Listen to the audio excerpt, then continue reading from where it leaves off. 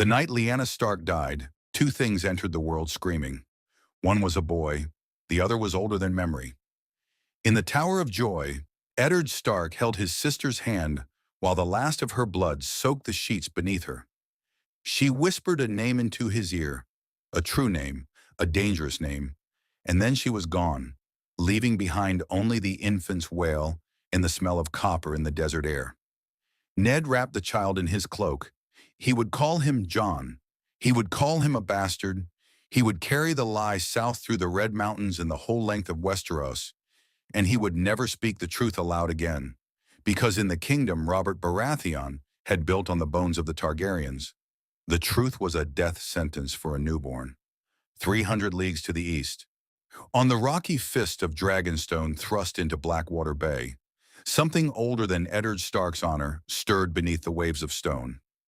Melisandre had been burning for 3 days. She was not yet at Dragonstone. She was in Asshai by the Shadow, in the innermost sanctum of R'hllor's temple, where the candles were made of rendered human fat and the flames burned colors no honest fire had any right to produce. She was 37 years old, or 400. She had long since lost the count that mattered. What mattered was what the flames had shown her. A convergence, a birth and a resurrection, two events braided together by the Lord of Light's design. The prince who was promised, entering the world at the precise moment when the door between death and fire swung briefly, impossibly open. She had not acted alone. That was the thing the Maesters would never understand, because the Maesters had spent 3 centuries insisting that magic was a dead language. Across Essos, in the great red temple at Volantis, where the flames burned day and night and the priests outnumbered the city's soldiers, 19 red priests and priestesses had gathered in the innermost sanctuary. In Braavos, 2 more burned offerings at a portable altar on a canal barge. In Myr, one old woman with a red ruby at her throat that she had worn since before anyone living could remember, fed a sheaf of parchment into a brazier and began to speak words that predated the Valyrian freehold. 23 voices across a continent, one prayer, one name, Balerion. The price had been considerable. It always was with R'hllor. 2 of the Volantene priests died mid-ritual, not killed. 8 simply emptied, as though something vast had passed through them on its way out of death and back into the world, and their bodies had not been substantial enough to survive the transit. The old woman in Myr lived, but her ruby went dark, and she aged 30 years between one breath and the next. Melisandre herself, who had anchored the working from Asshai, woke on the stone floor with blood on her lips and a vision seared into her eyes that she would not fully understand for another 15 years. Above Dragonstone's hatching chambers, where the last of the Targaryen dragon eggs had sat cold and dark for a century and a half, the air split open. Not with fire, with absence, a pocket of perfect cold at the center of which something gathered itself together from nothing, from death, from the Lord of Light's will and the blood of 23 devoted servants, from the memory that the world itself seemed to carry of what had once darkened its skies. The cold lasted perhaps 3 heartbeats. Then it was replaced by heat so absolute that the stone around it cracked. Hairline fractures running through granite like spider webs, the mortar between the ancient blocks turning to powder. Balerion the Black Dread did not hatch. He arrived, full-grown, prime, vast beyond any living thing's reckoning, his wingspan already blocking the pale dawn sky as he erupted through the roof of the hatching chambers and screamed his return at the sun. His scales were black as a collapsed coal mine. His fire, when he opened his jaws to announce himself to the world, was not the orange gold of common dragonfire. It was deep red at its heart and absolute black at its edges. Fire the color of R'hllor's own shadow, and the cliffs of Dragonstone's eastern face, 50 feet of solid volcanic rock, simply ceased to exist where it touched them. The small folk of the fishing villages on the shore would speak of nothing else for a generation. The garrison of Dragonstone, loyal to whichever king they were told to be loyal to, which at this moment was Robert Baratheon, though the castle had been Targaryen property until approximately last week, barricaded the gates and sent ravens in every direction simultaneously. Robert's ravens, Jon Arryn's ravens. One desperate maester even sent a raven to the citadel in Old Town. Though he was not sure what he expected the maesters to do about a dragon the size of a castle that had appeared from nowhere and was currently tearing up the island's eastern cliff face, was something that looked distinctly like joy. In the Red Keep, Robert Baratheon was drunk. He would not learn of Balerian's resurrection for 4 days, and when he did, he would throw a wine cup at the wall and declare that it was impossible, and then he would throw another cup, and then he would say, very quietly, the name Targaryen, and the room would go very still. If you want to see more characters enter different universes, hit that subscribe button and drop the name of a character and the universe you'd want to see them in down in the comments below. All men must die, but legends endure.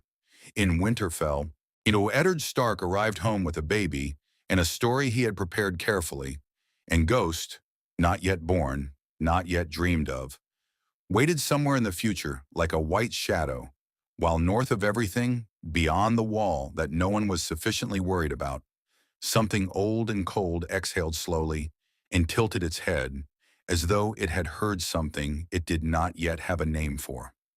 The Black Dread was home. The boy who would one day be his rider was 7 pounds of screaming secret in a direwolf fur blanket. The world had no idea what was coming. Robert Baratheon was not a subtle man, and so his fear expressed itself as fury. The ravens came first, a storm of them, black-winged and urgent, scattering from the Red Keep's rookery like ashes from a fire. To Dragonstone's garrison, hold the castle, do not approach the creature, we send reports every 6 hours. To the Warden of the East, watch the narrow sea. To the Warden of the North, Eddard Stark, come to King's Landing. There is a matter requiring your counsel. That last raven was written in Jon Arryn's careful hand because Robert's own letter had been unprintable. 3 lines of profanity followed by a blot where the wine cup had landed. Ned received it at Winterfell 4 days after he had returned from the south, still hollow-eyed from Lyanna's death and the weight of the lie he was now committed to carrying. He read it twice in his solar, while the infant Jon slept in the adjoining room under the watch of the wet nurse. Then he set it down on his desk and sat very still for a long time, listening to the sound of the wind coming off the moors, the sound of Winterfell being Winterfell, ancient, cold, honest. He had heard about Dragonstone. Every lord in the 7 kingdoms had heard about Dragonstone within a fortnight of Balerian's return. The fishing village accounts were incoherent with religious terror, but the garrison's maester had written with military precision, wingspan estimates suggesting a creature larger than any in the known historical record, fire of an unusual chromatic character, the eastern cliff face destroyed, the dragon currently roosting above the hatching chambers with apparent territorial awareness of the castle itself. Not attacking, not leaving, waiting. Ned thought about what he knew about Balerion, the Black Dread, which was what every student of Westerosi history knew. That he had died in the reign of Jaehaerys the Conciliator, of great age, having outlasted 3 riders. And that his skull, the largest of the dragon skulls displayed in the Red Keep cellar, was the size of a small ship. That he had been Aegon the Conqueror's dragon, the creature that had burned Harrenhal to a ruin, still visible 280 years later, the fire that had made 7 kingdoms into one. And he thought about what he knew about the child sleeping in the next room, and felt the familiar cold weight of the secret settle deeper into his chest. He sent his reply to Jon Arryn. He would come south, and then he folded that letter away and wrote a second one, this to Maester Luwin, formally for the Winterfell records, noting only that Lord Stark would be traveling to King's Landing on the king's business, and that Lady Stark would serve as regent in his absence. No mention of what kept him awake that night, sitting in his chair by the dying fire. The small council's meeting 3 weeks later had the particular texture of controlled panic that Jon Arryn had come to recognize as King's Landing's default setting whenever something impossible happened. Robert sat at the head of the table like a storm system waiting to break.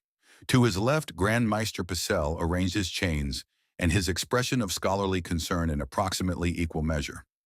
Lord Arryn himself occupied the hand's chair, with the careful stillness of a man who has made his peace with containing other people's catastrophes. The chair that would belong to Littlefinger was already Littlefinger's.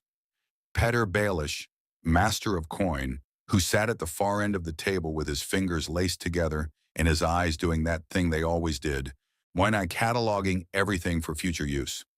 Varys was a soft-voiced presence in his seat, his hands folded in his sleeves, giving nothing away and receiving everything. Ned Stark sat stiffly in the chair assigned to him, still road-weary, and watched the men who ran the Seven Kingdoms attempt to discuss something that none of their experience had prepared them for. "It cannot stay there," Robert said. This was his fourth time saying it. The first three had been preamble. This one was a command looking for someone to carry it out. "Your Grace," Pycelle cleared his throat. "The historical record on Balerion is unambiguous. He was bonded to 3 Targaryen riders across his lifetime. Without a rider of Targaryen blood to command him—" "There are no Targaryens," Robert said flatly. The room's temperature dropped 2 degrees. I made certain of that." A silence that everyone in the room navigated carefully.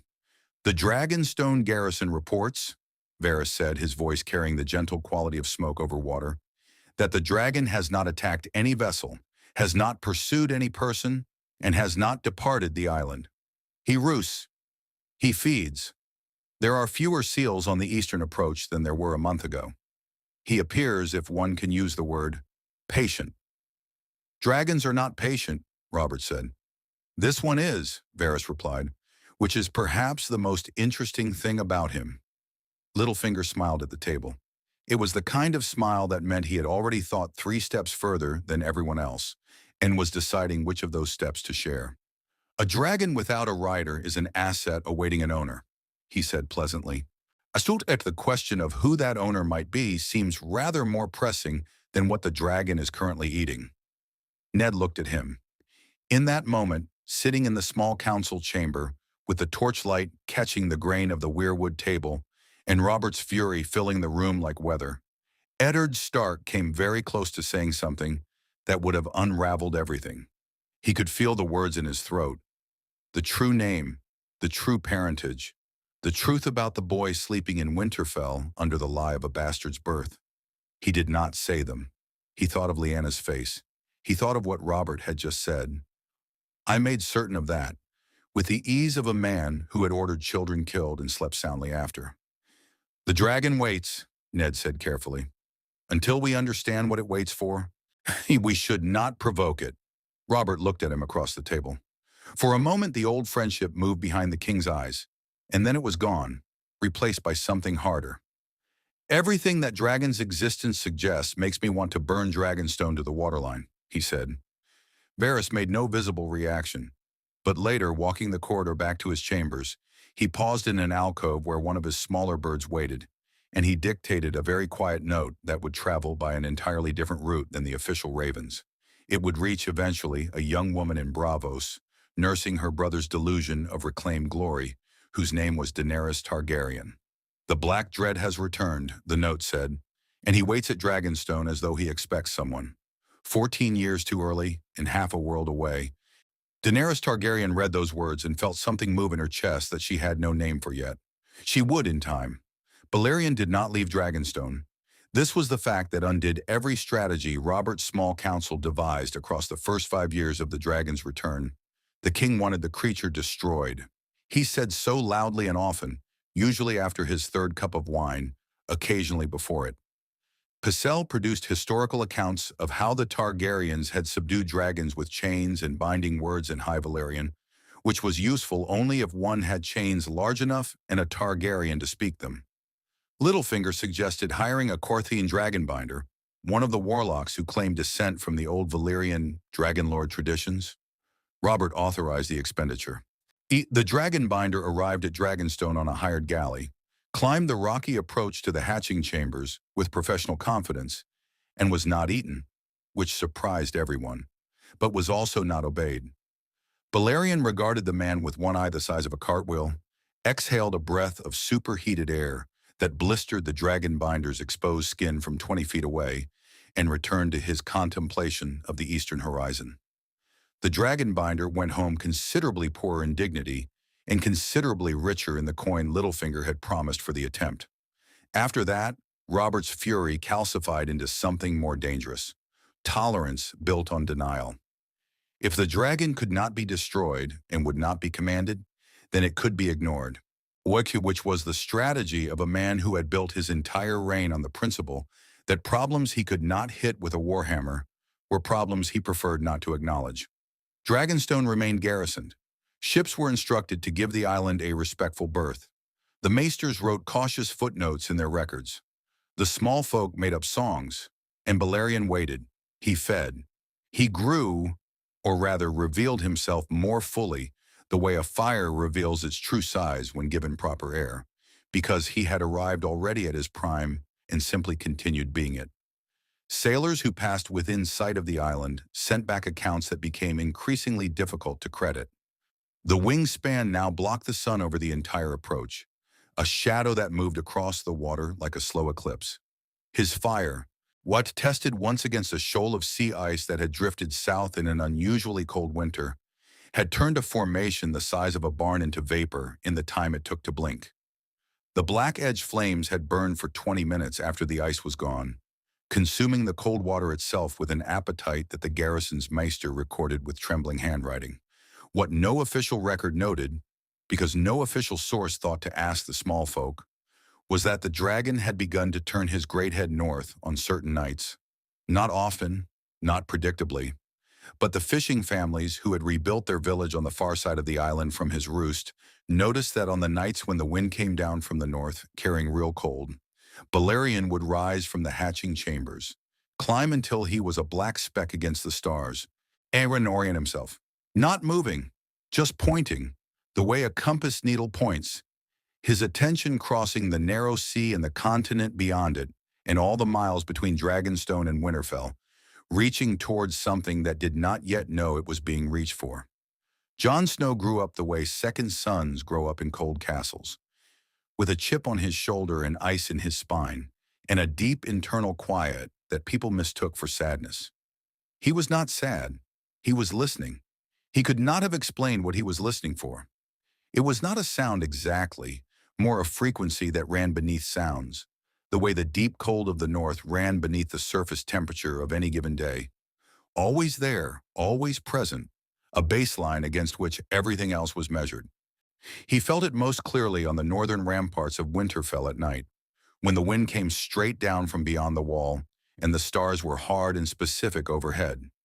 He would stand there until his fingers went numb, and the direwolves, when they came to him 5 years later, and he named his ghost, would press against his legs, and he would feel the frequency of whatever he was listening for strengthen, as though proximity to cold increased his sensitivity to it. He was a serious child, better with a sword than his true-born brothers by his 9th year, better with people than he was given credit for because bastards learn quickly that watching is safer than speaking. Robb loved him with the simple ferocity of boys who have grown up as each other's best companions. And Arya followed him around the castle with the intensity she brought to everything, which was total. Old Nan told him stories with a particular attention she gave no other child, as though she was watching for something in his face when she described the long night, the White Walkers, the ancient fires that had pushed back the dark. He received his first significant information about Balerion, the Black Dread from Maester Luwin, who was teaching him history as a mercy, because Jon had a mind that needed feeding, and Ned Stark had insisted his son receive a proper education, even if the world would not grant him a proper name. "Tell me about the dragon," Jon said one afternoon in the Maester's Tower. He was 10 years old. Rain was coming off the moors in gray sheets, and the lesson had moved from military history to geography almost by accident. Luwin looked at him over his spectacles. "Which dragon?" "The one at Dragonstone." The Maester was quiet for a moment in the way that adults were quiet when they were deciding how much truth to give a child. "Balerion," he said finally, "the largest dragon in recorded history. He died more than a century and a half ago. Or, we believed he had died. But he's there. He is. Why does no one have him?" "Because he belongs to no one," Luwin said. "A dragon without a rider is his own master. Balerion chooses." Jon considered this with the focused attention he brought to anything that seemed important. Outside, the rain intensified, drumming on the stone windowsill. What does he choose based on? Lewin removed his spectacles and cleaned them, which was something he did when he did not have a satisfying answer. Blood, he said carefully. Historically, dragons bonded with those of Valyrian blood, the Targaryens. But Balerian's previous riders were all long dead, and he has shown no interest in the Dragonstone garrison, who are common soldiers to a man. So he's waiting for a Targaryen? There are no more Targaryens, Lewin said, in the tone of a man repeating a fact he found increasingly complicated the more he repeated it. Robert Baratheon ensured that. Jon said nothing else on the subject. But that night he went to the northern ramparts again, in the rain, and stood there until his fingers were white and felt the thing beneath the frequency of the cold, older than the cold, patient as stone, pressing toward him across 300 leagues of darkness with the certainty of tide. He was 10 years old and he did not know yet what he was. One but something at Dragonstone knew, and it had been waiting for him since before he drew his first breath. Melisandre arrived at Castle Black in the 3rd year of Joffrey's reign, which was also the 15th year of Balerian's patient occupation of Dragonstone, which was also the year Jon Snow turned 16 and began having dreams he could not explain to anyone. The dreams were not subtle. They were not the vague symbolic architecture of ordinary sleep, running through corridors, falling from towers, the mundane theater of an anxious mind. They were specific. He stood on black rock above dark water and felt heat at his back like a second sun. And when he turned, there was a shadow so large it had its own weather, its own wind, the downdraft of wings that had not moved yet but were about to. And at the center of the shadow, 2 eyes like furnace doors opened and looked at him with an intelligence so ancient it made human thought feel recent. He always woke from these dreams with his heart slamming and his hands warm, genuinely warm, warm in a way that took long minutes of Castle Black's cold to undo. He had come to the wall 2 years prior, having taken his vows with the particular solemnity of a boy who understood that belonging to something, even something as grim as the Night's Watch, was better than the alternative of belonging to nothing at all. He was a natural ranger, quick, observant, capable of the silence the wilderness demanded.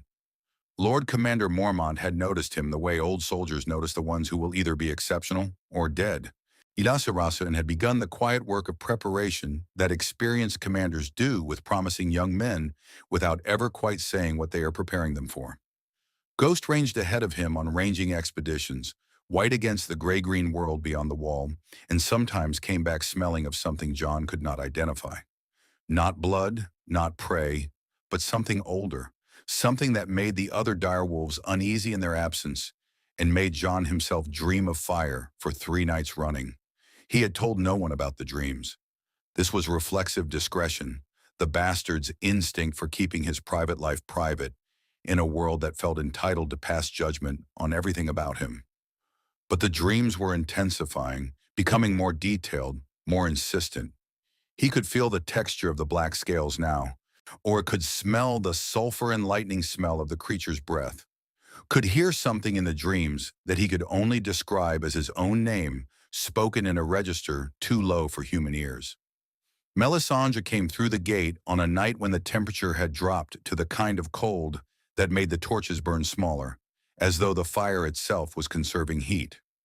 She arrived with Stannis Baratheon's embassy, a delegation of soldiers, a few sycophantic lords, Davos Seaworth looking uncomfortable. But she moved through the formation with the particular quality of someone who is not part of the group they are traveling with, merely using them as transportation. Jon was on gate duty. He saw her first as a darkness in red the wrong shade for the torchlight, too deep, too deliberate.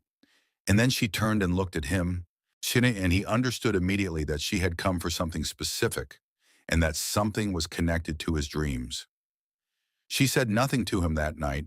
She had dinner with Mormont and Stannis in the Lord Commander's hall, and Jon heard later that they had discussed the wildlings massing beyond the wall, the reported sightings further north that the Rangers were increasingly unwilling to speak about directly. The question of what Stannis' claim to the throne had to do with a threat that no current king was acknowledging. Standard Knights watch politics. The watch needed resources. Stannis needed legitimacy. Melisandre was interested in something other than either of those things and was willing to let the men talk while she pursued it. She found Jon the next morning at the training yard before the others were awake, kneeling when Frost still lay on the stone, and Ghost sat at his feet like a white gargoyle. "You dream of fire," she said. Not a question. He turned from the practice dummy he had been working methodically. She was standing 10 feet away in the gray pre-dawn, her ruby catching light that did not yet exist, glowing with a warmth that had no external source.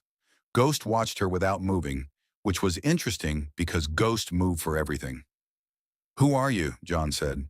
"You know who I am. Stannis Baratheon's Red Priestess." She tilted her head slightly. "Though that description is incomplete in ways that are shortly going to matter to you. What do you want?" "To tell you something that the Lord of Light has shown me in his flames."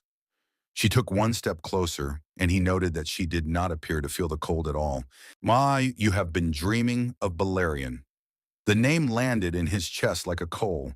He kept his face carefully neutral, which she clearly saw through entirely.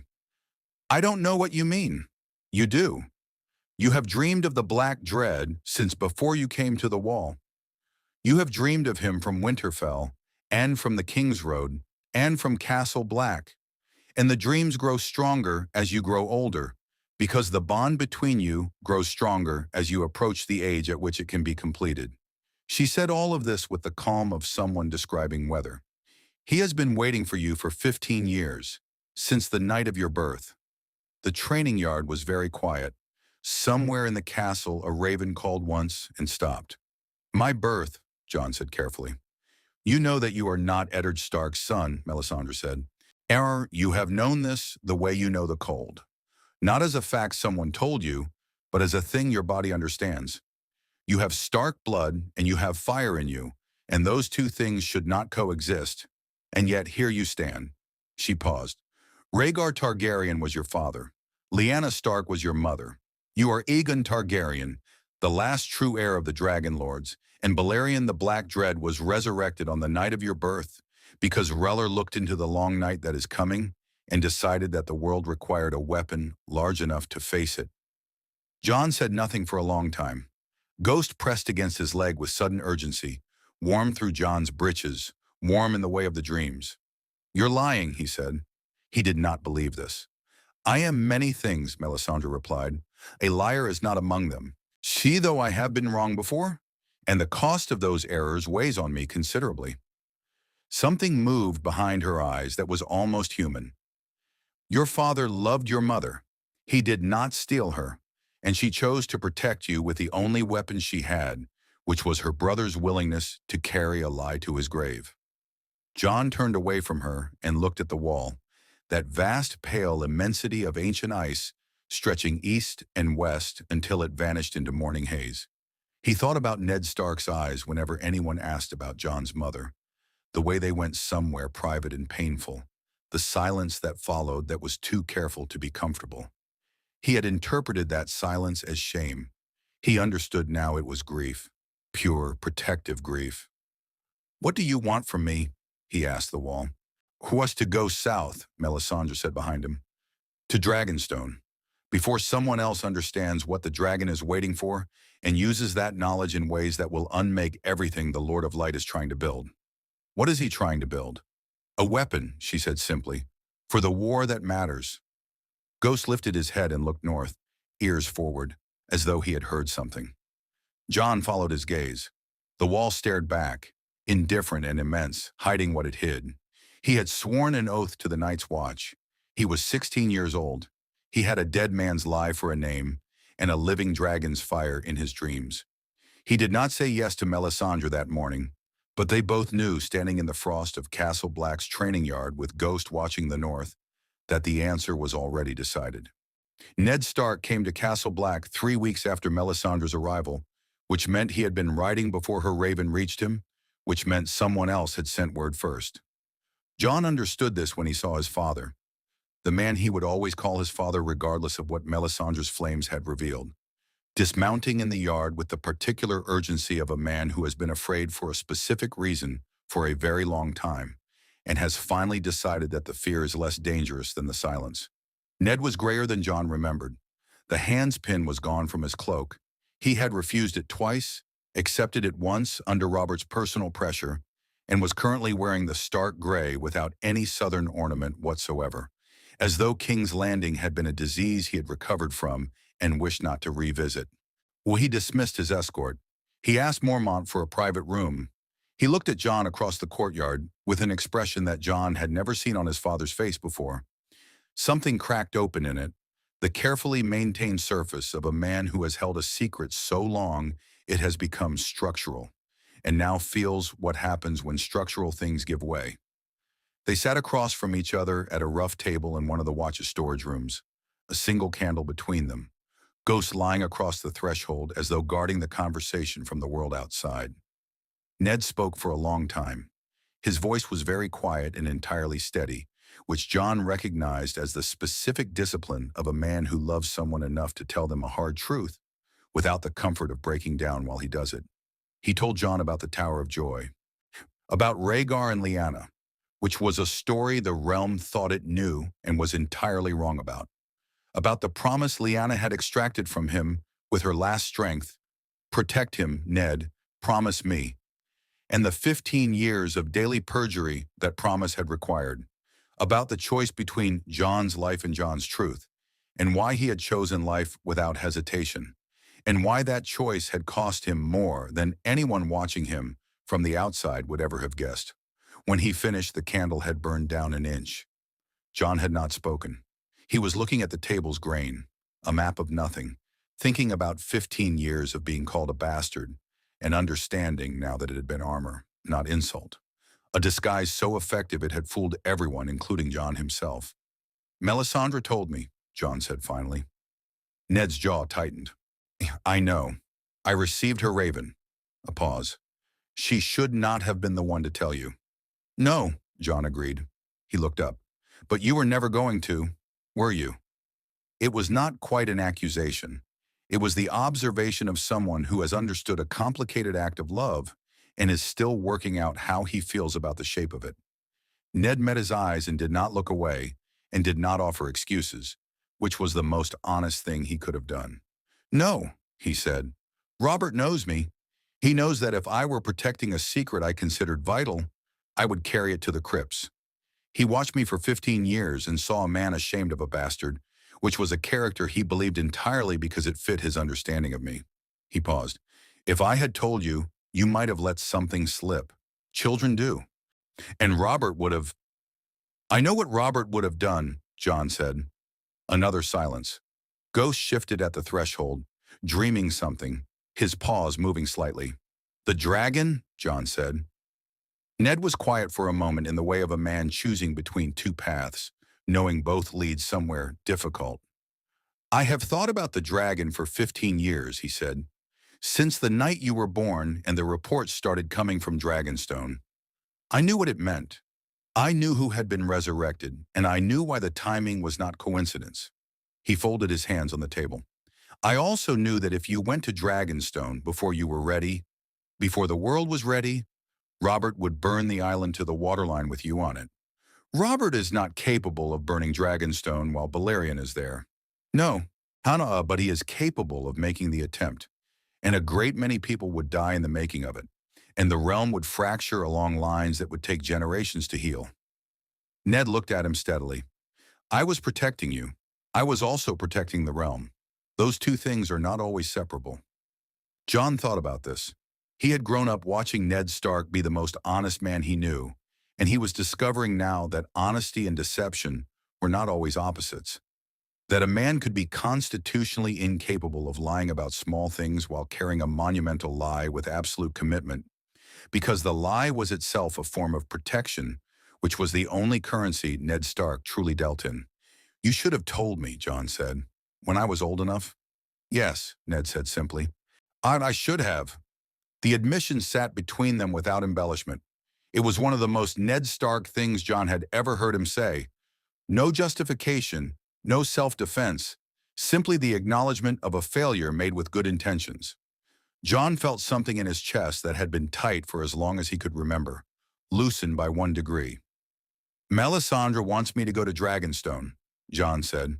I know what Melisandre wants. Do you think she's right? Ned was quiet for a long moment. Outside the storage room, the wall breathed its perpetual cold, and somewhere in the distance, a raven called from the rookery, and the night's watch went about its ancient business of watching a darkness that the rest of the kingdom refused to take seriously. I think, Ned said carefully, that Balerion is going to become the most politically dangerous object in the Seven Kingdoms very shortly, regardless of what you or I decide. Daenerys Targaryen is in Essos with 3 dragons of her own, and she is not going to ignore the resurrection of the greatest dragon in history indefinitely. Cersei Lannister has been sending agents to Dragonstone for 6 months. Stannis Baratheon believes Roller placed the dragon there for him personally because Melisandre has been insufficiently clear about what she actually saw in her flames. He met Jon's eyes. If you do not go, someone else will claim the moment. And whatever claim they make will be false. And false claims built on Balerion's power will result in exactly the kind of war that leaves kingdoms ash. And if I do go, then you will either bond with the dragon, Ned said quietly, and become something that the 7 kingdoms have not seen in 3 centuries and will not know how to accommodate. Or you will not bond with him, and Melisandre will be revealed as wrong, and you will have exposed yourself to Robert's attention for nothing. You think I won't bond with him? I think, Ned said, that I have watched you stand on Winterfell's ramparts in weather that would drive any sensible person inside, staring south toward Dragonstone with an expression I recognized because it was the same one your mother wore when she had decided something and was simply waiting for the world to catch up with her decision. He paused. I think you have already bonded with him. I think it has been happening across 300 leagues for 15 years, and going to Dragonstone will simply make physical what is already spiritually complete. Jon said nothing. He thought about the dreams, the warmth in his hands when he woke, ghosts' ears tilting south on the nights when the frequency beneath the cold was strongest. There is one thing, Ned said. He reached into his cloak and produced something wrapped in oiled leather, a scroll, sealed with no house sigil, the wax plain and dark. A letter, written by your mother in the Tower of Joy when she understood she was dying. She gave it to me to give to you when you were old enough. He set it on the table between them. I have carried it for 15 years. When I believe she anticipated that you would eventually have to make exactly this choice. Jon looked at the letter for a long time before he picked it up. He did not open it then. He tucked it inside his own cloak, against his chest, where the warmth of his body would keep it, and he held it there with one hand for a moment as though taking its measure. I'll need to leave the watch, he said. Yes. Mormont won't be pleased. Jorah Mormont, Ned said, is a man who understands duty well enough to recognize when a larger duty supersedes a smaller one. He will not be pleased. He will also not stop you. He looked at his son, his nephew, across the guttered candle with an expression that carried 15 years of complicated love. Whatever name you go by, whatever you ride, you are my son. And that is not contingent on blood or truth or any dragon's fire. Jon looked at him for a moment and then looked away because some things were too large to meet directly. I'll read her letter tonight, he said.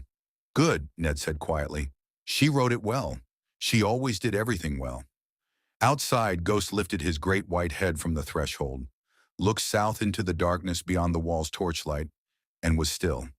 He read Lyanna's letter by candlelight in the small hours, alone except for Ghost, and whatever it said remade something in him that had been built crooked from the beginning. He did not share its contents with anyone, not with Ned, not with Melisandre, not with Mormont when he went to the Lord Commander's chambers the following morning and told him he was leaving. He carried it folded against his heart and would carry it there until the paper softened and the ink faded, and the words became something he no longer needed to read because they had been absorbed entirely into the architecture of who he was. Mormont listened to him with the patience of a man who had commanded enough difficult people to recognize when argument was futile. He sat behind his desk with his raven on his shoulder and his scarred hands flat on the table, and his expression doing the work of containing several strong emotions simultaneously.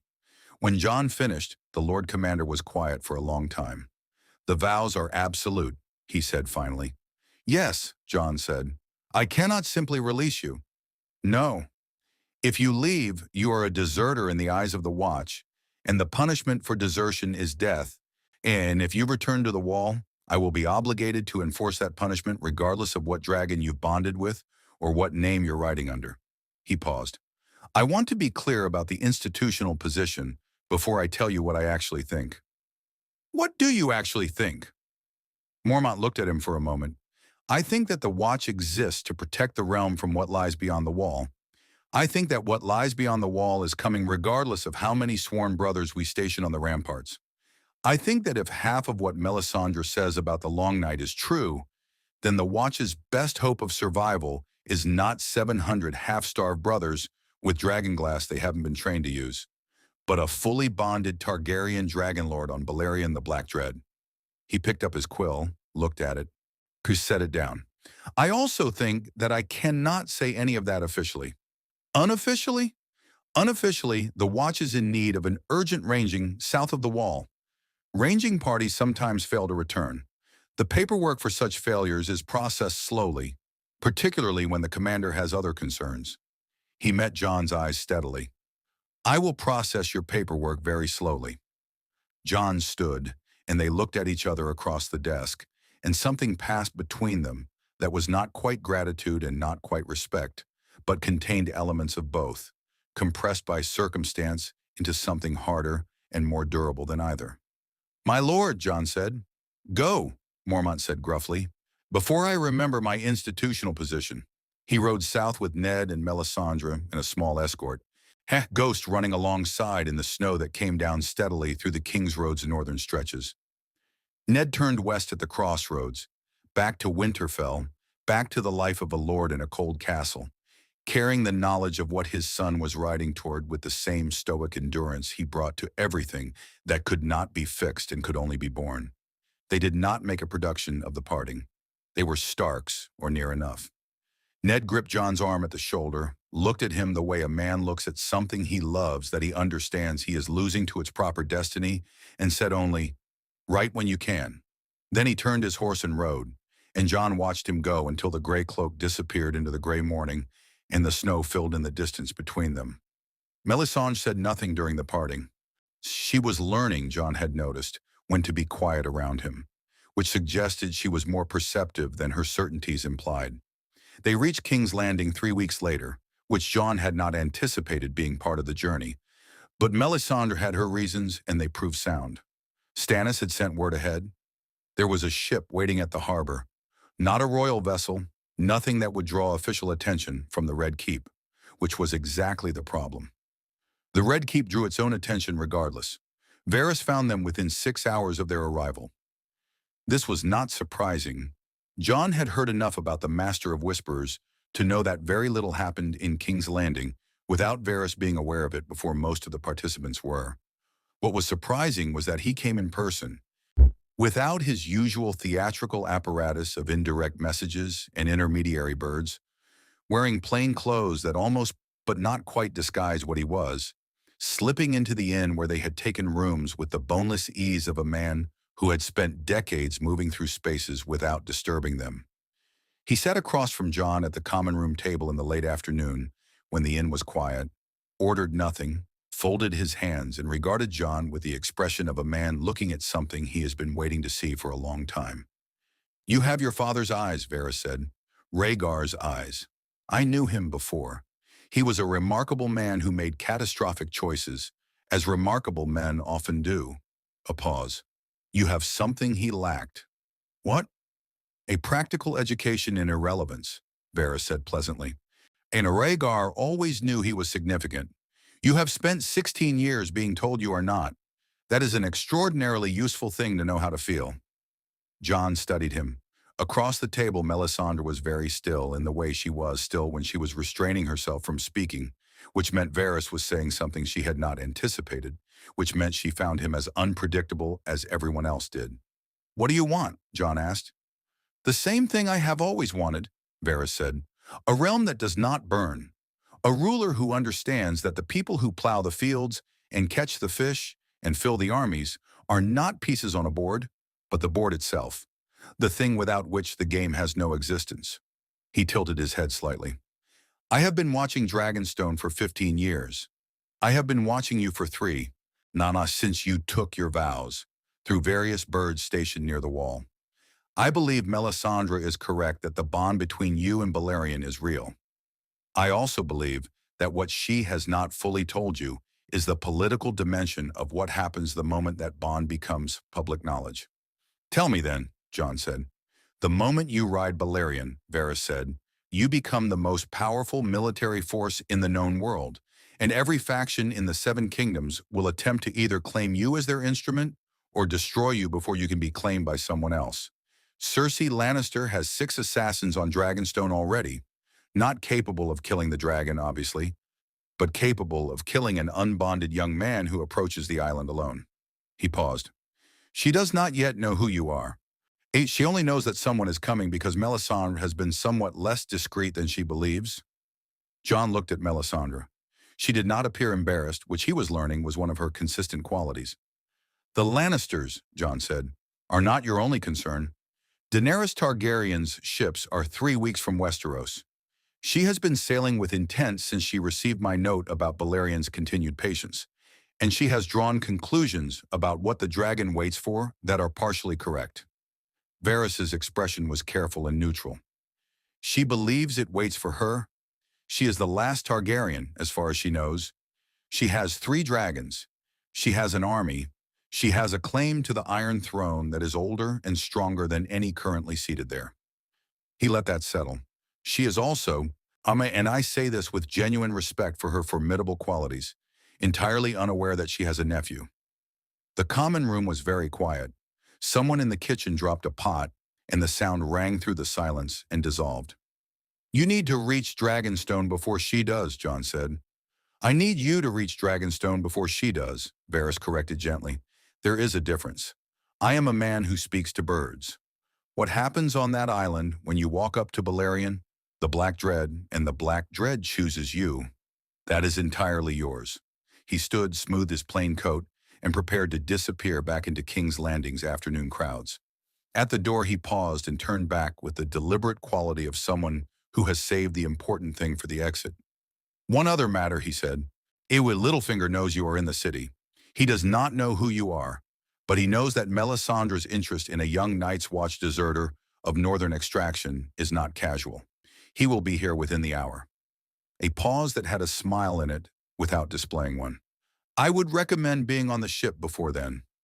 They were on the ship within the half hour. As they cleared the harbor mouth and the wind off Blackwater Bay filled the sails, Jon stood at the prow and watched Dragonstone emerge from the evening haze on the horizon.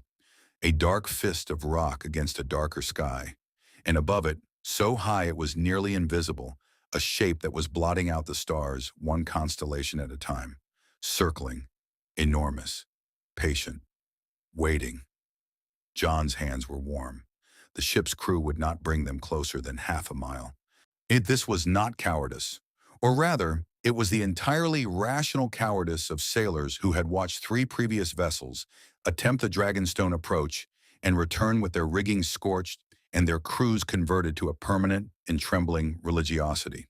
The captain, a Lyseni with 30 years of sea experience and a pragmatic relationship with survival, dropped anchor at the half-mile mark and told Jon with genuine courtesy that he would wait, that he wished him well, and that he was not going any closer regardless of what additional coin was offered. Jon stood at the ship's rail and looked at the island. Dragonstone rose from Blackwater Bay like something the sea had rejected. Volcanic black rock carved by old Valyrian sorcery into shapes that suggested teeth, into towers that seemed to have grown rather than been built, and into a castle that looked less like human architecture and more like what architecture would look like if it had a bad dream about itself. The evening light was failing, and the torches on the garrison walls made small orange points against the dark. And above all of it, Balerion turned in a slow circle so high that his wingspan, which Jon knew from the accounts was beyond any reasonable measurement, looked from this distance merely enormous rather than reality-altering. I'll need a boat, Jon said. The garrison has a signal system, Melisandre said beside him. We can request approach. No. He did not want the garrison's involvement. He did not want protocols or official records or the complicated political machinery that would begin turning the moment any institutional entity witnessed what was about to happen. A boat. Just me and Ghost.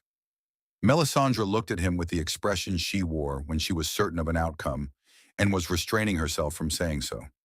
She had been wearing it increasingly often since King's Landing, and Jon had come to find it simultaneously reassuring and irritating in the particular way of people who are right about things without being right about everything.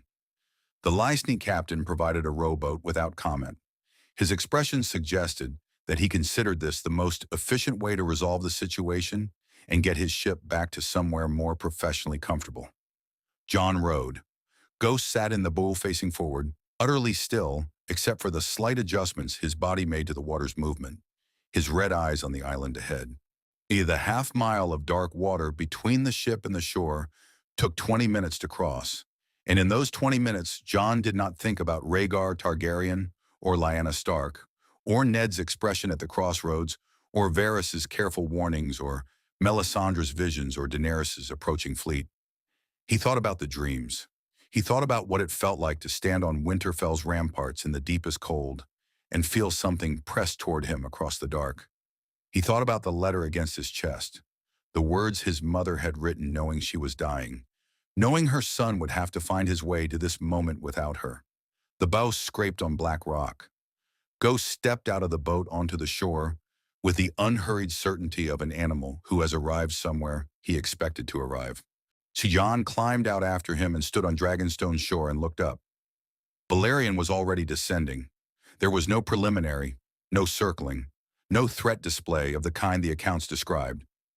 The garrison's records mentioned warning passes, the scorching of cliff faces, the deliberate incineration of obstacles.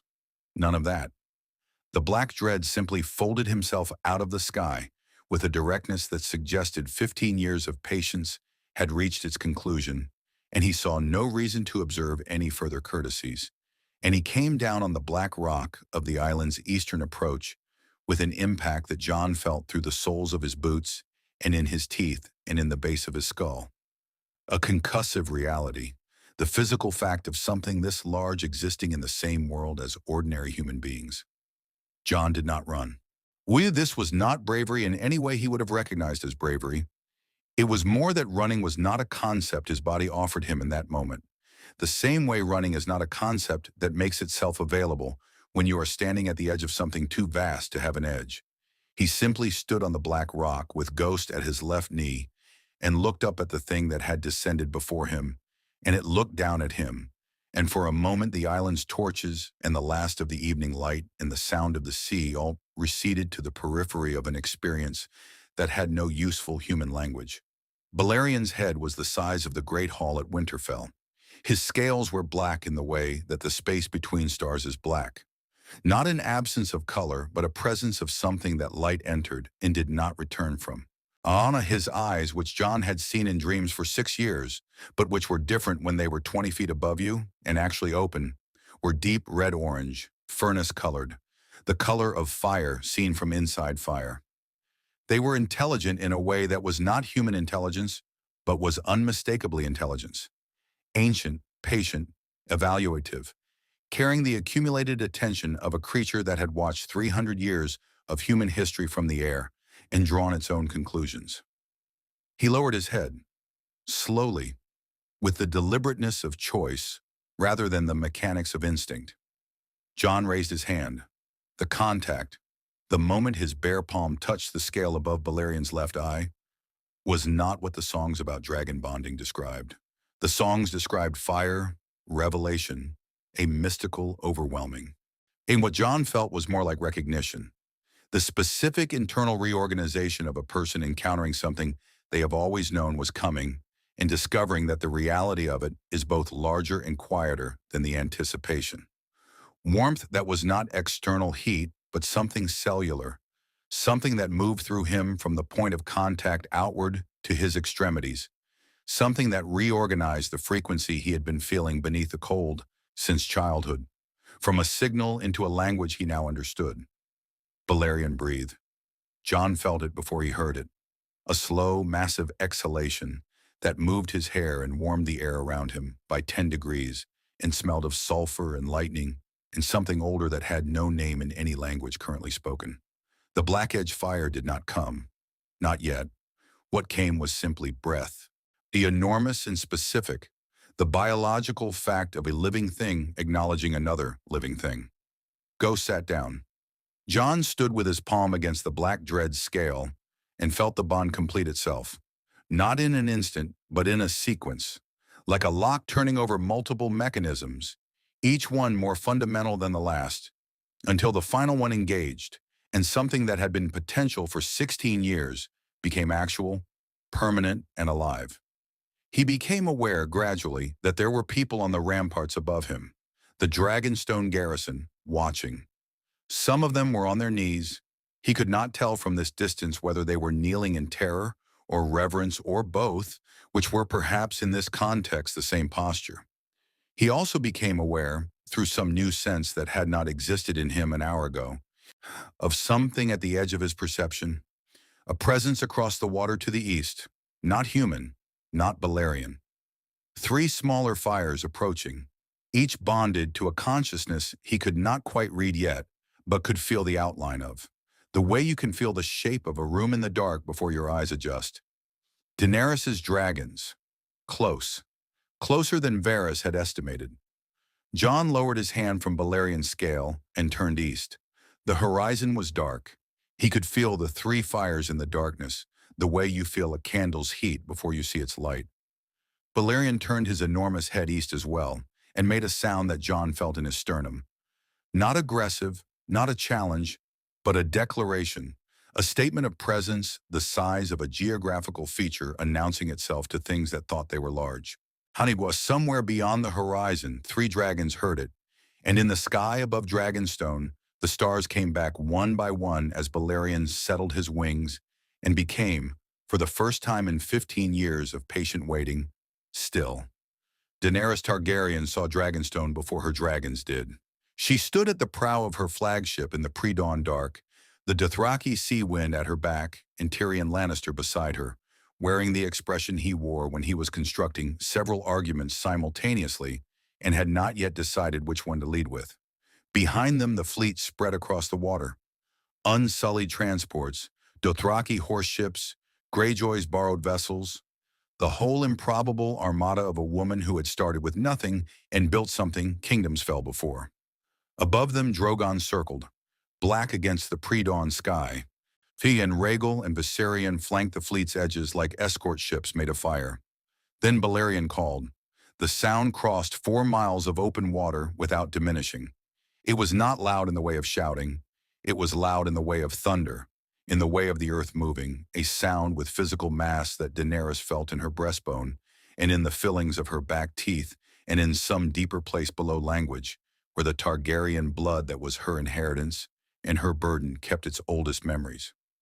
Drogon answered immediately, a sound like a building collapsing, and banked hard toward Dragonstone.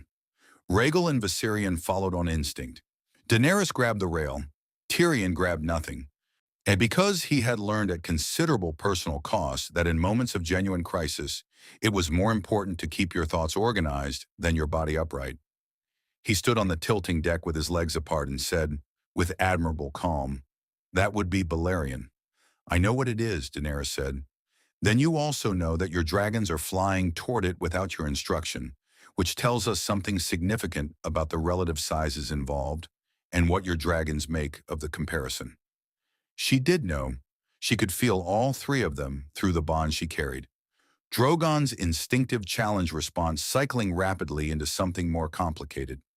Something that was not quite submission, but was adjacent to the recognition of a larger authority. Rhaegal was simply confused. Viserion was afraid, in which Daenerys had never felt from Viserion before, and the novelty of it told her more about Balerion's scale than any garrison account could have. "Bring the fleet to half speed," she said. "I'm going ahead." Tyrion looked at her. "I would counsel strongly against—" "You counsel strongly against everything that matters," she said not unkindly. "It's your most consistent quality." She was already moving toward Drogon's landing platform at the stern. "Stay with the fleet. If I'm not back by dawn, use your judgment." My judgment tends toward not invading things until we understand them better, Tyrion called after her. I know, she said. That's why I'm going without you. She came in on Drogon from the west, which put the rising sun behind her and Dragonstone's silhouette ahead of her in sharp relief. And she saw from 300 feet up what the garrison's ravens had been failing to adequately communicate for 15 years. Balerion, seen from the air, was not a dragon in the way that Drogon was a dragon. Drogon was large, impressively, terrifyingly large by any standard that predated the Black Dread's return. Drogon, seen next to Balerion on the island's eastern approach, where the older dragon sat folded and still, was a large dog beside a draft horse. The ratio was that simple and that disorienting. She landed Drogon 200 yards from where Balerion sat. Drogon was shaking slightly beneath her, which she felt through her legs and through the bond, the precise vibration of an apex predator encountering something that recontextualized its position in the hierarchy of apex predators. She stroked his neck once, reassurance she was not entirely certain she believed herself, and dismounted. The young man standing beside Balerion's foreleg was watching her approach with the specific stillness of someone who has had warning she was coming and has had time to decide exactly how to stand. He was perhaps 16 or 17, dark-haired, gray-eyed. Northern eyes, she thought. Stark eyes, and then immediately thought something else that she did not yet have enough information to complete. A great white direwolf sat beside him. His hand rested on Balerion's scale with the unconscious ease of a person touching something that belongs to them. She stopped 10 feet from him. Drogon settled behind her with his wings half furled, still trembling faintly. With his eyes on Balerion with a fixity that was part challenge and part something closer to awe. She looked at the boy. She looked at his hand on the Black Dread's scale. She looked at his eyes, which were doing something she recognized because she had felt it from inside. The particular expression of someone who has discovered who they actually are after a long time of being told they were something lesser. You bonded with him, she said. Last night, Jon said. How? It was not quite a question. He was quiet for a moment. Around them, the island breathed its volcanic cold, the torches on the garrison walls flickering in the sea wind, the waves working at the black rock below. Balerion had not moved.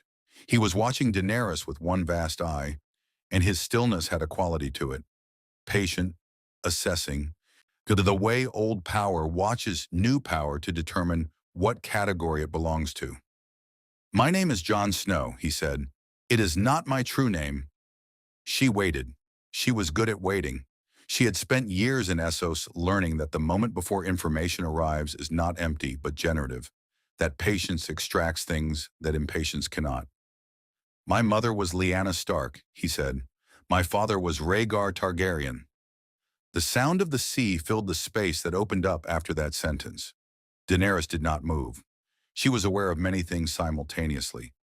The enormity of what he had just said, the structural implications for her claim, the question of proof, the question of motivation, the question of whether this was an elaborate manipulation she was too close to evaluate clearly. She was also aware, underneath all of that political machinery, of something simpler and more immediate. She was looking at her brother's son, the child Rhaegar had made with the woman he had loved enough to remake the world's understanding of him. The last piece of her family she had not known existed. Proof, she said. Her voice was steady. She was proud of it. Varys has documents, a Septon's record from the Tower of Joy. Ned Stark will testify, which in the north is worth more than any document. He paused. And you can feel it, can't you? Through them. He meant the dragons. Drogon's deference, Rhaegal's confusion, Viserion's fear, all of them reconfiguring their understanding of hierarchy in the presence of Balerion and his rider. She could feel it. She had been feeling it since Balerion's call crossed the water and her dragons responded to it without her direction. As the hierarchy of the bond was old information, encoded in the blood of every Targaryen who had ever lived. Dragons recognized Targaryens, and they recognized the relative weight of Targaryen claims through means that had nothing to do with documents or testimonies or small council debates. Balerion's rider outranked her. She stood with this fact for a moment and felt what it felt like. It was not nothing. She had spent years building toward a specific destination, and the destination had just restructured itself in ways that were not entirely her advantage. She was aware of the anger underneath the calm, the old Targaryen fire that was her inheritance alongside the blood, and she chose carefully what to do with it. "You could have come to me," she said, "before the fleet, before this." "We heard about the fleet 3 days ago," Jon said. You were already sailing. You could have sent a raven. Telling you what? That a Night's Watch deserter with a northern name wanted to meet you at Dragonstone to discuss his parentage?" He looked at her steadily. "You would have sent someone to verify the story before you believed it. That takes time. You didn't have time." This was correct, and she recognized it as correct, and that did not make it easier. "What do you want?" she asked. "If your claim is what you say it is, you could take the Iron Throne. You could take everything." She said it flatly, the way you say the name of the thing you are most afraid of. "I don't want the Iron Throne," Jon said. She looked at him. "Everyone says that." "Most people mean the opposite," he agreed. "I mean it literally. When I have no interest in the politics of King's Landing or the game of houses or who sits on what chair. What I want—" He stopped, and his hand moved slightly on Balerian's scale, and the dragon exhaled slowly through his nostrils, a breath that raised the temperature of the air between them by degrees. "What I want is north of the wall. What is coming from north of the wall is going to make the War of Five Kings look like a household dispute." Daenerys looked at him for a long time. She looked at Balerion, who had not moved and was not going to move unless his rider told him to.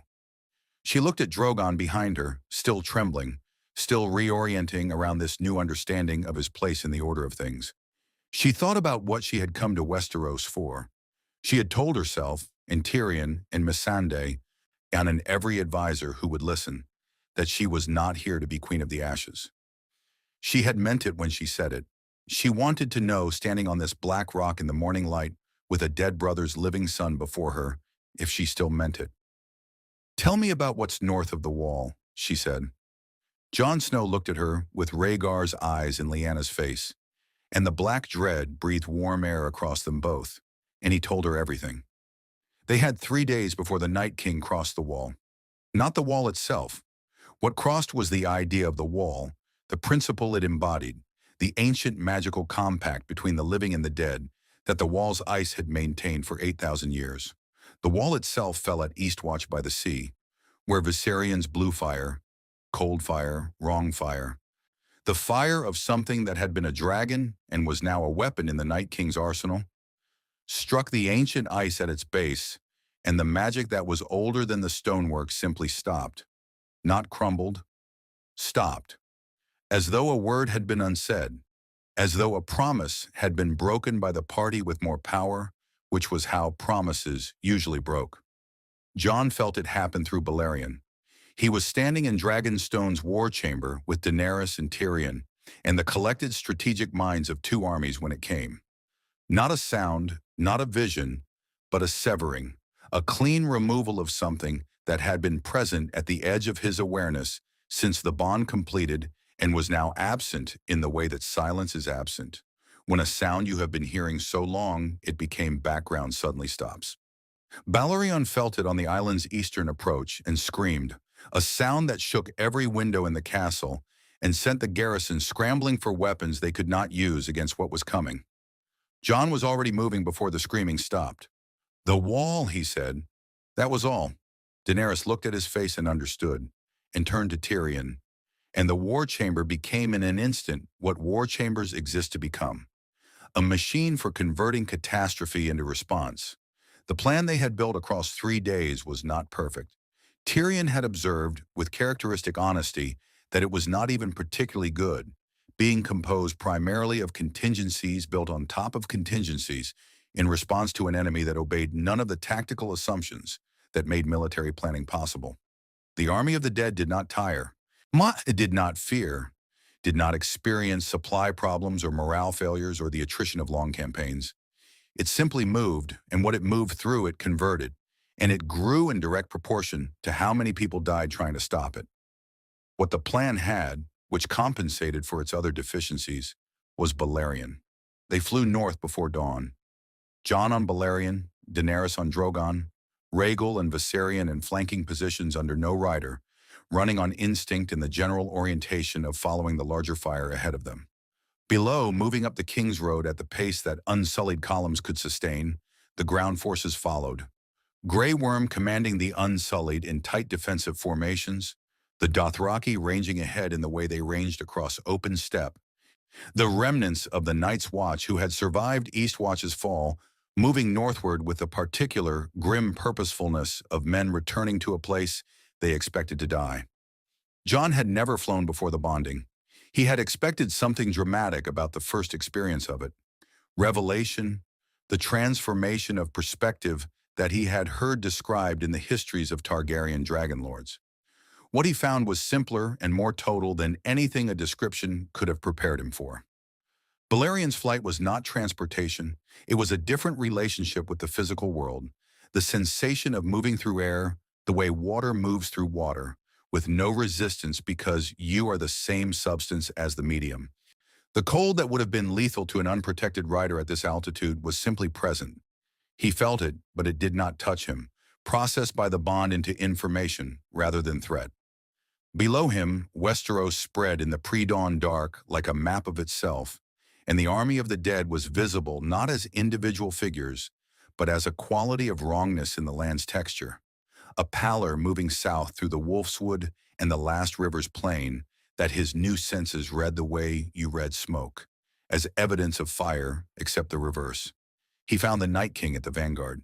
He had wondered what it would feel like to see him from above, this thing that Melisandre's visions had described in terms of existential cold and absolute ancient malice.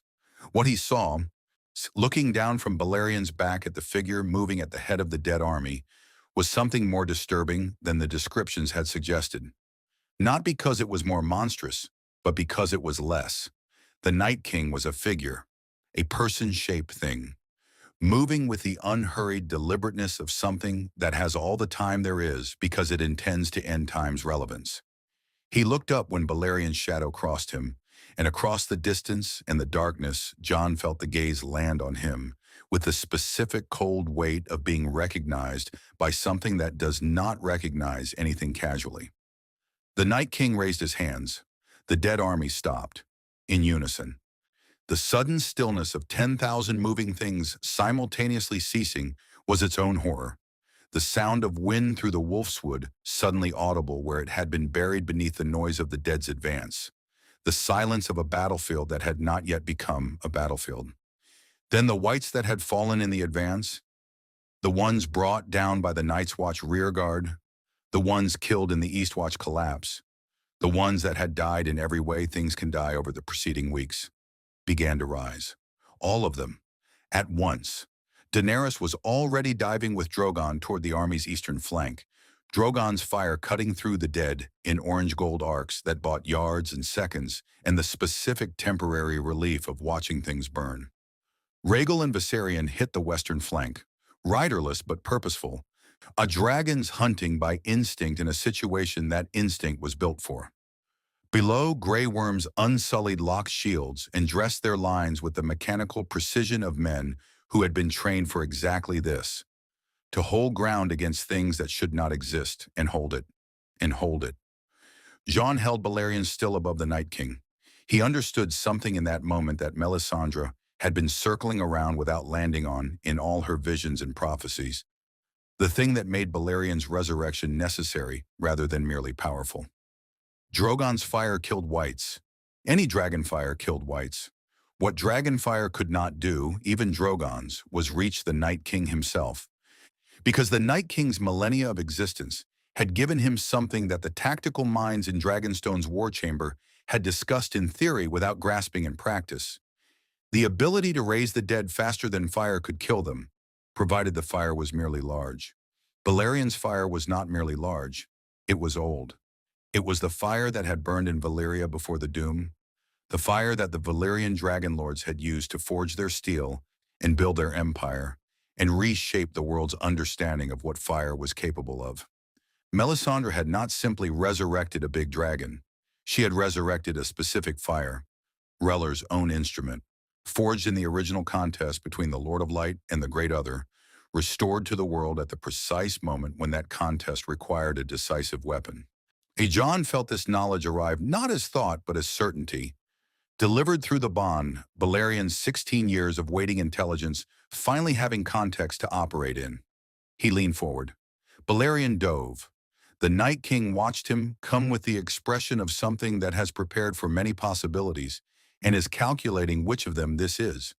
He raised his hand again, not the white-raising gesture, but something different, something that gathered the cold from the air around him in a way that Jon could feel even through the bond's protection. A concentration of the fundamental force he served, the Great Other's answer to Heller's fire, given form and intention. At 50 feet, Jon felt the cold hit Balerion like a physical barrier, a wall of it, dimensional, the Night King's power at full extension. Balerion did not slow. Jon felt the dragon absorb it the way a furnace absorbs thrown ice, the cold meeting the ancient fire and losing on terms that were not negotiable. And then Balerion opened his jaws and the black-edged flame that was not orange gold but deep red at its heart and absolute darkness at its edges came down with the force of a physical object striking the earth. The Night King moved, fast, faster than something that size had any right to move, a lateral displacement that took him outside the initial strike's path, and the fire hit the earth where he had been, and the earth became something other than earth, and the dead within its radius became nothing at all, instantly, permanently. But the Night King had moved, and Jon had anticipated that he would move. Because Balerion's intelligence was not merely the intelligence of fire, it was the intelligence of a creature that had watched 300 years of warfare and understood that things which move laterally to avoid a direct strike reveal the direction they prefer to move in, and Jon had already given the correction before the first strike landed. Balerion curved in the air with a speed that should have been impossible for something his size, and was instead merely breathtaking, banking on a wingtip that crossed 100 yards of sky in the time it took a man to draw breath.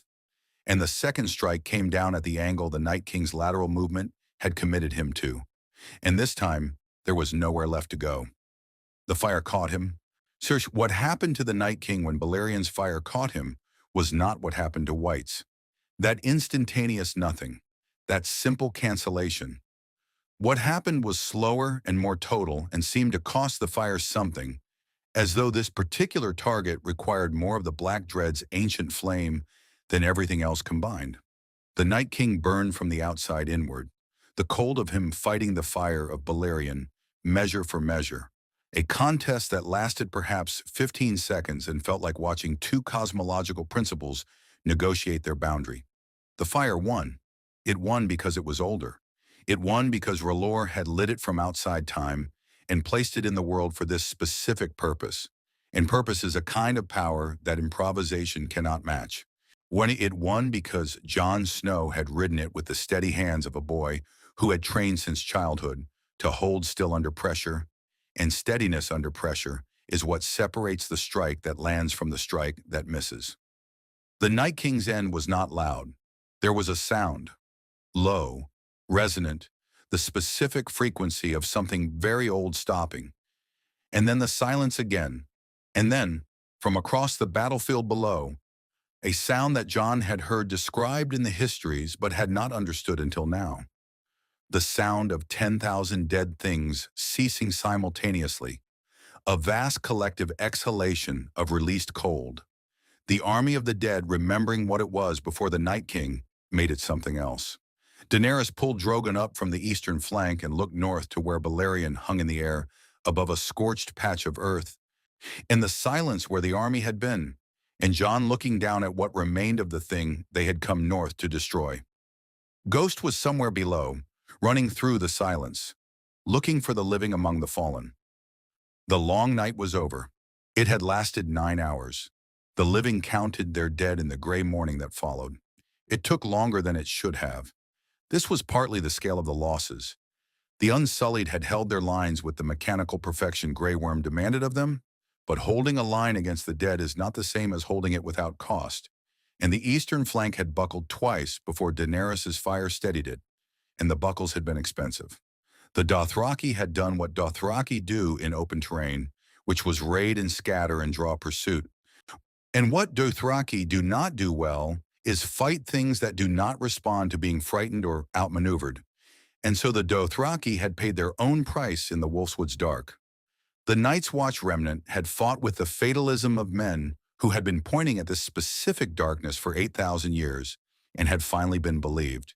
And their casualty rate suggested that vindication had not made them feel better about it. But the counting also took time because people kept stopping to look at Balerion. The dragon had landed on a ridge above the battlefield when the Night King fell, folding himself down onto the frozen earth with the gravity of something settling into its proper place after a long displacement, and he had not moved since. He was visible from every point on the battlefield. You could not see him, the way you cannot not see a mountain. The Unsullied, who had been trained out of most emotional responses but not all, formed up in their disciplined rectangles and angled their formations subtly toward him the way flowers angle toward light. The Dothraki, who understood the significance of the largest thing in any given landscape, had begun spontaneously calling him by a name in Dothraki that translated approximately as the shadow that has a fire in it, which they seemed to find entirely adequate. The Night's Watch survivors stood on a rise and looked at him in silence, with the expression of men who had spent their adult lives warning about something no one believed, and had now survived to see the proof that they had been right about everything, including the solution. Jon dismounted on the ridge and stood beside Balerion while the gray morning strengthened around them, and Ghost came up out of the tree line below, with blood on his muzzle and pressed against his leg. And Jon put his hand on the direwolf's head and stood between the oldest dragon and the oldest magic of the North, and felt the specific quality of silence that follows the end of something enormous. Daenerys landed Drogon 50 yards away. She dismounted without the theatrical flourish she sometimes permitted herself in public moments, and walked across the frozen ground toward him with the direct efficiency of someone who has things to say that require no audience preparation. She stopped beside him. Together they looked down at the battlefield below, the living moving through the fallen, the ravens beginning their circles overhead, the distant torchlight of the ground forces establishing a camp perimeter in the practiced way of armies that know how to make a home out of anywhere. Tyrion will already be drafting the political framework, she said. He does this after battles. It's how he manages the aftermath. What kind of framework? The kind that attempts to accommodate 2 Targaryens, the largest dragon in history, 3 smaller dragons, a stark connection to the Northern Lords, and whatever remains of the 7 kingdoms after 2 consecutive wars stripped them to the bone. She paused. He is very good at his work. I do not envy him this particular document. Jon looked at the battlefield below. Somewhere down there, Tyrion was indeed doing exactly what Daenerys described, sitting on something portable with something to write on, and his breath misting in the cold. The dwarf who ran on intelligence and wine, and the private conviction that the world could be better organized if people would simply listen to him long enough to hear the argument through. I meant what I said at Dragonstone, Jon said, about the Iron Throne. I know you did. I still mean it. Daenerys was quiet for a moment. She had a complicated relationship with being told she could have something without contest. It activated the part of her that had always had to fight for everything and did not know how to receive things that arrived without struggle. What do you want then, she said, in the new arrangement, whatever it becomes? Jon thought about this. He thought about the wall, what remained of it, which was the stone base and the legend and the 8,000-year-old idea of a boundary that the living maintained between themselves and the dark. He thought about what lived beyond it, that was not the Night King, the wildlings who had followed Mance Rayder and then followed the pragmatism of survival, who were now on the same side of the wall as everyone else by simple virtue of the fact that the wall was no longer a meaningful distinction. He thought about Ned Stark in Winterfell, graying and carrying 15 years of secrets like a physical weight, the most honest man he knew having performed the greatest deception of his era. The North, he said, and the people beyond what was the wall, Wildlings, Night's Watch, what remains of both. What? Is something that isn't the 7 Kingdoms' authority because that authority has spent 8,000 years ignoring the actual threat and I have no confidence it will not find the next threat to ignore equally effectively. He paused. A new watch, better supplied, larger, diverse, with dragon glass and Valyrian steel, and the understanding that what the Night King was is not unique in the world's history and will not be unique in its future. Daenerys looked at him sideways. You want to rebuild the Night's Watch. I want to build something that deserves the name, Jon said. The old watch was an institution that had forgotten what it was for. I want something that remembers. And Balerion? He looked at the dragon on the ridge above them, the massive stillness of him, the black scales catching the morning light and giving none of it back. 15 years of waiting resolved into this. The long night ended, the bond complete, the purpose fulfilled. He felt through the bond that Balerion was not restless. He was, if the oldest dragon in the world could be described this way, content. Not finished. The bond between a dragon and its rider did not conclude with a single battle, regardless of how decisive the battle, but settled, present in the world in a way that the long waiting had not allowed. Balerion stays where he is needed, Jon said. He waited 15 years to be useful. I don't think he's interested in retirement. Daenerys almost smiled. It was the kind of almost smile that existed in the gap between the queen she performed and the person she actually was, and Jon had come to recognize it as the more trustworthy of her two faces. We will need to manage the political revelation carefully, she said. Your parentage, the claim. Even if you don't want the throne, there are lords who will want to use you as an instrument, and lords who will want to eliminate you as a threat, and the distance between those two intentions is smaller than it appears. I know. Varys will help. Varys helps everyone, Daenerys said. The question is what he wants in return, which he never tells you in the initial conversation. He wants the realm not to burn, Jon said. He's been consistent about that. Yes, she said quietly. He has. She looked south toward where the realm lay, shattered by two wars, exhausted, hungry in ways that were not only physical, waiting to be told what it was now and who was responsible for it. It is a large project, she said. I'm rebuilding something that was broken before it was further broken. Yes, Jon agreed. They stood in the gray morning above the battlefield where the long night had ended. The last Targaryens, aunt and nephew, two people who had found each other at the edge of everything. And between them the complicated silence of those who have survived something enormous and must now decide what to do with the survival. Below, Ghost moved through the fallen with his white coat darkened by the battlefield's residue, checking the living from the dead with the careful attention of an animal who takes his responsibilities seriously. Above on the ridge, Balerion breathed, slow, massive, permanent, and watched the morning come in from the east with the patience of something that has been waiting a very long time and has learned that what you wait for, if the wait is long enough and the purpose is true enough, eventually arrives. The ravens were already flying south. In King's Landing, a maester would read the first account and call it impossible, and then read the second and call it exaggerated, and then read the third and begin, with the slow mechanical reluctance of an institution confronting something it had no framework for, to believe it. In every inn and tavern and great hall from the reach to the neck, the first songs were already being composed, imprecise, dramatic, missing several crucial facts and inventing others, the way songs always did with events too large to fit their actual shape into a verse. They would be corrected over time, or they would not, and the legend would outlast the correction, which was how most legends worked. Jon Snow, Aegon Targaryen, Wade the bastard who was a prince, the rider of the Black Dread, the man who ended the long night in 9 hours on a frozen field north of where the wall used to be. Westeros would argue about him for 1,000 years. He turned from the battlefield and walked back up the ridge to where Balerion waited and put his hand on the ancient scale and felt the warmth that had lived in his hands since childhood finally, fully explained. In the months that followed, the political architecture Tyrion constructed proved as ingenious and as imperfect as everything Tyrion constructed. Functional, occasionally brilliant, and built on the assumption that people would behave better than history suggested they would.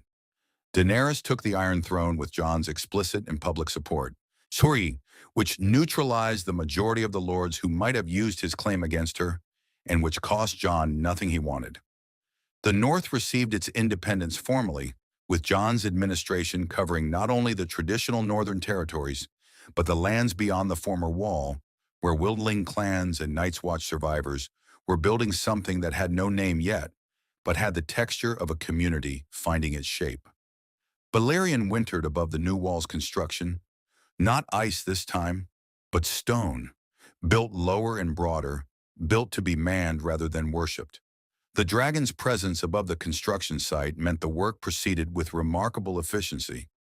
Melisandre was gone by the time the peace framework was signed. No one saw her leave. She left behind only a note. On in her careful hand, the Lord's fire burns where it is needed. It has moved on. Jon read it twice and put it away and did not speak about it, which was the correct response to Melisandre under most circumstances. The long night was over. The Game of Thrones continued, smaller now and more aware of its own smallness. Somewhere beyond the known world, in seas no maester had charted, Arya Stark's ship was finding things that would require entirely new frameworks to understand. Sansa Stark governed Winterfell with a cold intelligence that the Lords of the North had initially underestimated and had uniformly stopped underestimating. Bran sat in his tower and watched things through the Weirwood network that he did not always choose to share. And north of the new wall, in the gray mornings that smelled of frost and clean cold and the distant suggestion of pine, Balerion flew. Not waiting now, simply present. The largest thing in the sky above a world that was learning, slowly and with considerable difficulty, what it meant to have survived.